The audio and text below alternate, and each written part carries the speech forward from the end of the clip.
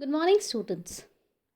In today's class, we're going to take the unit-wise description of the story, The Fortune Teller by Carol Chopek.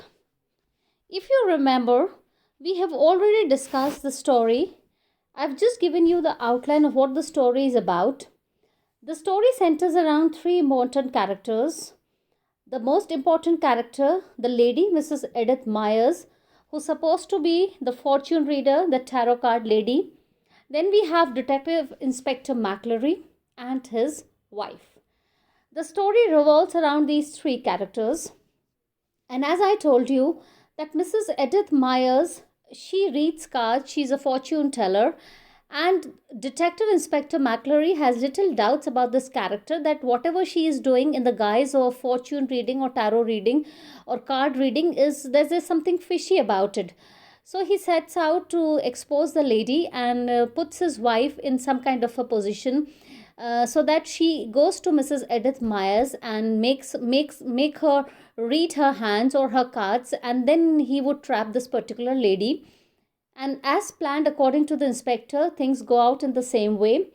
The wife of Detective Inspector McClary, she goes to Mrs. Edith Myers as a young girl, and whatever she predicts about the inspector's wife at present appears to be false, because she says that you are going to marry a young man who's a businessman who travels a lot, and you will have lots of money. And in the present situation, this seems to be very preposterous and very stupid, because the lady is married to Detective Inspector McClary, and obviously she doesn't have much money, nor she's married to a young businessman. So on the basis of this production, Mrs. Edith Myers is presented in the court of giving false information about the clients, about misreading their future, about telling them wrong by reading the cards. And the judge, he deports the lady, that is Mrs. Edith Myers. And as happens, as according to fate, as according to destiny, after a year, when a young man meets Detective Inspector McClary and inquires about how he is and how his wife is, Detective Inspector McClary utters the same words that Mrs. Edith Meyer, the fortune teller, the tarot card reader, had said about his wife.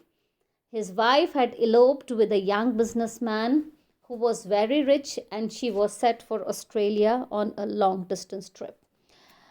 So that's the story. This is how the story finishes. It is indeed very interesting.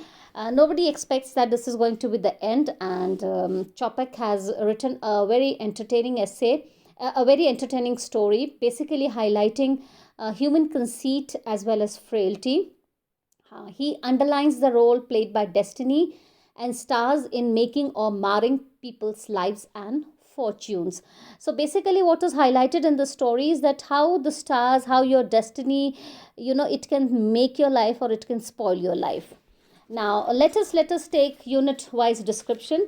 This particular story has 6 units and 7 units, sorry, and we are going to take for the first 3 units in part 1, and the remaining units would be covered in part 2.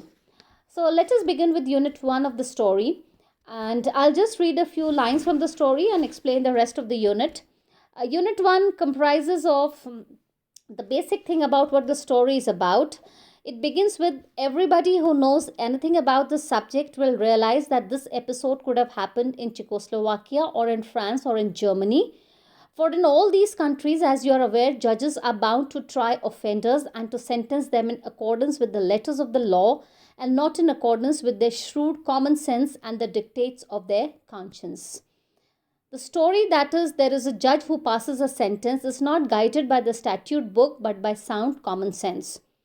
So the judgment that is passed against Mrs. Edith Myers is not something which is written in the law, but it is something which is based on mere common sense.